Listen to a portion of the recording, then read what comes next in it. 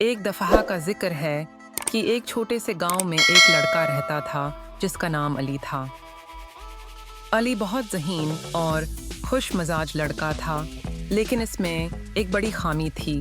وہ ہمیشہ جلدی میں رہتا تھا، اسے کبھی بھی انتظار کرنے کا صبر نہیں تھا۔ ایک دن علی نے گاؤں کے ایک بوڑھے آدمی سے ایک کہانی سنی۔ اس کہانی میں ایک جادوئی درخت کا ذکر تھا جو جنگل کے بیچ میں کہیں چھپا ہوا تھا۔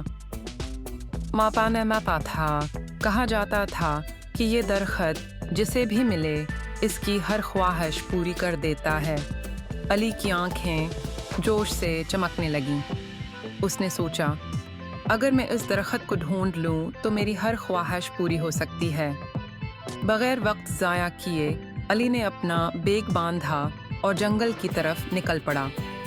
وہ تیزی سے چلنے لگا کیونکہ وہ جلد سے جلد جادوئی درخت کو پانا چاہتا تھا۔ راستے میں الیکس نے راستے کے کنارے کھلے خوبصورت پھولوں کو نظر انداز کیا، پرندوں کے میٹھے گیتوں کو سنا ہی نہیں اور ٹھنڈی ہوا جو ہلکے سے چل رہی تھی اس کا احساس بھی نہیں کیا۔ اس کا دماغ صرف جادوئی درخت کے بارے میں سوچ رہا تھا۔ کچھ دیر بعد الیکس تھکنے لگا۔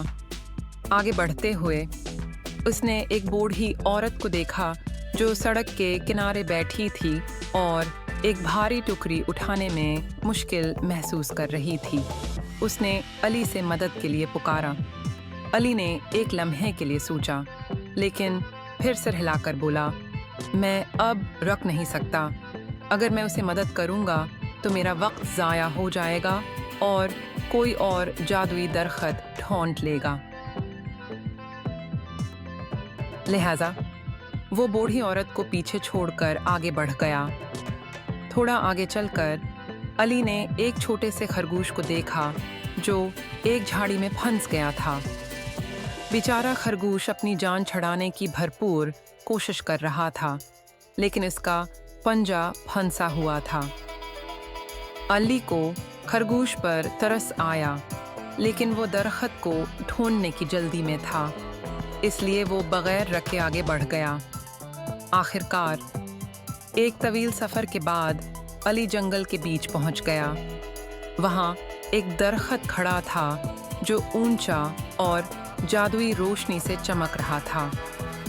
علی کا دل خوشی سے دھڑکنے لگا۔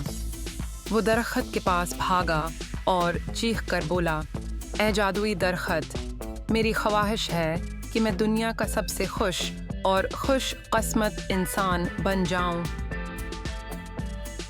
درخت ہلکے سے ہوا، میں جھومنے لگا اور اس کی شاخوں سے ایک نرم آواز آئی، علی، خوشی اور خوش قسمتی صرف اپنی خواہشات پوری کرنے سے نہیں ملتی، اصل خوشی مہربانی اور صبر سے حاصل ہوتی ہے۔ راستے میں تم نے بہت سے مواقع گنوا دیے جہاں تم دوسروں کی مدد کر سکتے تھے۔ وہ لمحات تمہیں اس سے زیادہ خوشی دے سکتے تھے جو کوئی بھی خواہش پوری کرنے سے ملتی۔ علی وہیں کھڑا ہو گیا، اسے اپنی غلطی کا احساس ہوا۔ وہ اتنا جادوئی درخت کو پانے میں لگا رہا کہ وہ راستے میں ان لوگوں اور مخلوقات کو بھول گیا جن کی وہ مدد کر سکتا تھا۔ شرمندگی سے بھرپور الیکس واپس اسی راستے پر چل پڑا جس سے آیا تھا۔ واپسی پر الیکس نے بوڑھی عورت کی مدد کی اور اس کی ٹوکری اٹھانے میں اس کا ہاتھ بٹایا۔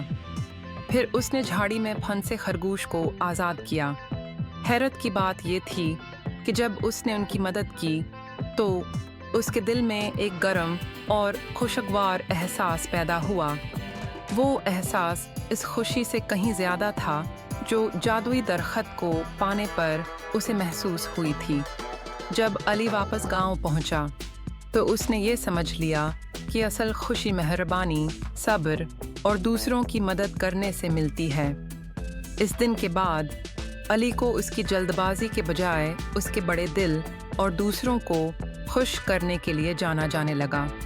کہانی کا سبق، صبر اور مہربانی خوشی کی اصل کنجیاں ہیں۔